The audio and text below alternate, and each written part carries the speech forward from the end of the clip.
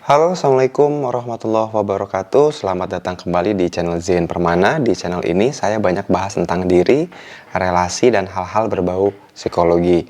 Kali ini saya akan bahas sesuatu yang lumayan mungkin akan membuka sudut pandang kita tentang kepemilikan di ruang publik ya. Saya akan bahas tentang tragedy of the common atau tragedi kepemilikan bersama. Sesuatu yang mungkin nggak kita sadari, tapi kalau kita lihat dan coba telaah lebih lanjut, ternyata ini mempengaruhi perilaku orang-orang di sekitar kita, perilaku orang-orang di tempat-tempat umum atau di tempat publik ya. Mari kita mulai pembahasannya dengan apa sih yang dimaksud dengan tragedi kepemilikan bersama. Kok sampai ada kata-kata tragedi?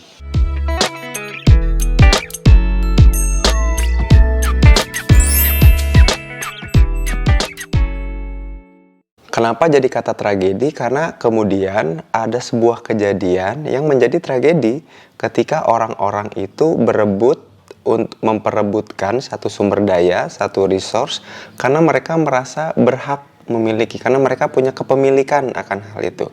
Jadi karena merasa berhak dan karena punya rasa kepemilikan, dia berebut satu sumber daya yang padahal sumber daya itu sumber daya bersama, milik bersama. Yang paling sering terjadi tuh seperti ini misalkan. Pernahkah kita keluar rumah misalkan mengendarai kendaraan pribadi, terus tiba-tiba kok macet sih? Ini orang-orang mau pada kemana sih? Terus kita kemudian nyalahin pemerintah. Kenapa ya? Kok ini macet bukannya diatasi, bukannya diperlebar jalan, malah jalan tuh dipersempit dan trotoar yang diperlebar. Ya kalau kita pernah berpikir bahwa kok jalan macet, ini orang-orang mau pada kemana sih? Tapi kita nggak mikir bahwa kita tuh bukan jadi bagian dari solusi, tapi kita salah satu jadi bagian dari masalah. Kenapa? Karena kita pengguna jalan. Jadi ketika kita protes soal macet, kita protes tuh karena orang lain banyak yang menggunakan jalan, tapi kita tetap ngerasa berhak untuk menggunakan jalan, ngerasa memiliki jalan itu. Nah, setiap orang punya rasa kepemilikan dan keberhakan yang sama, sehingga semua orang ngerasa boleh menggunakan jalan. Pada akhirnya semua tumpah ruah dalam satu jalan dan menyebabkan macet. Itulah tragedi kepemilikan bersama. Sama sekali gak ada kayaknya yang mulai mikir, duh kenapa ya macet? Kayaknya aku harus pindah nih dari kendaraan pribadi ke kendaraan umum. Itu tragedy of the common. Orang itu pada akhirnya mikir dalam perspektif aku yang berhak untuk menggunakan jalan, aku yang punya, aku juga punya kepemilikan karena aku bayar pajak. Nah, tragedi kepemilikan bersama ini membuat orang ngerasa berhak untuk menggunakan sumber daya, resource, yaitu jalan nih contohnya, dan semua orang ngerasa berhak untuk pakai jalan. Jadi ketika macet, orang mempersalahkan orang lain karena dia yang berhak untuk menggunakan jalan itu. Itu menarik. Maka tragedi kepemilikan bersama menyebabkan orang-orang yang ngerasa berhak dan ngerasa memiliki kehilangan perspektif, kehilangan sudut pandang bahwa sebetulnya jalan itu, air itu, listrik itu milik bersama.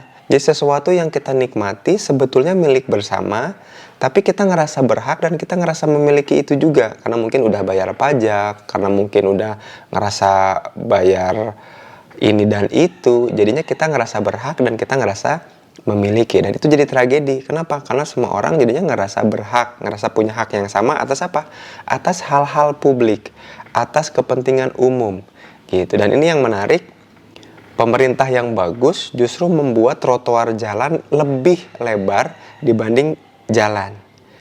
Jadi jalan untuk mobil, kendaraan besar itu jadi kecil. Kenapa? Karena asumsinya adalah setiap orang pasti punya kaki.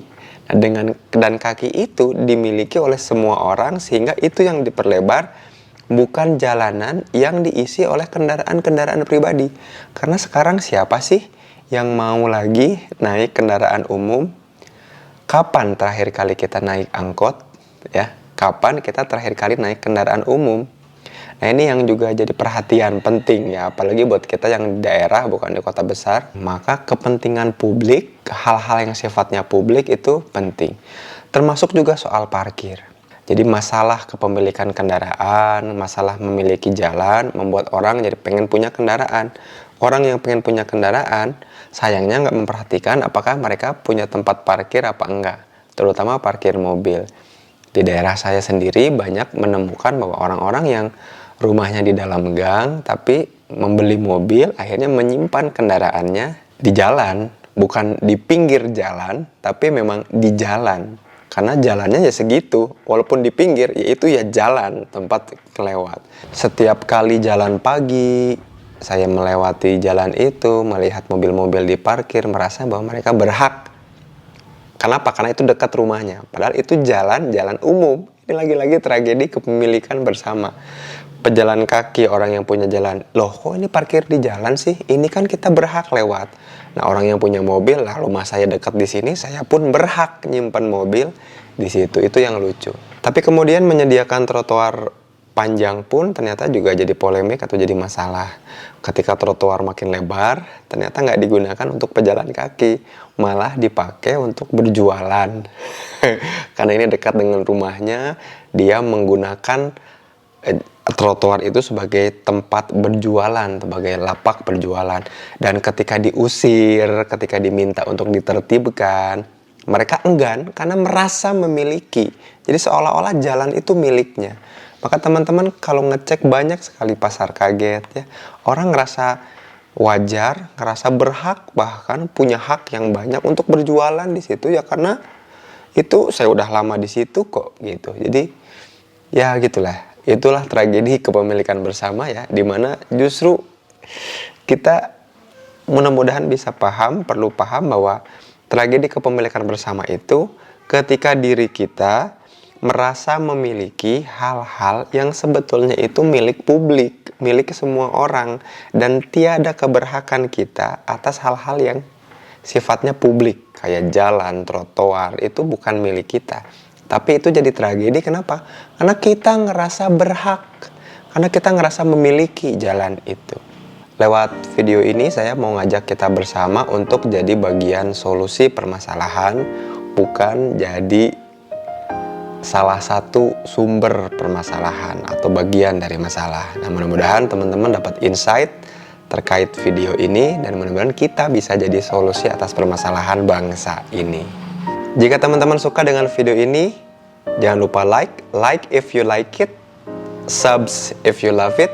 Sampai jumpa di video Zain Permana selanjutnya. Terima kasih. Wassalamualaikum warahmatullahi wabarakatuh.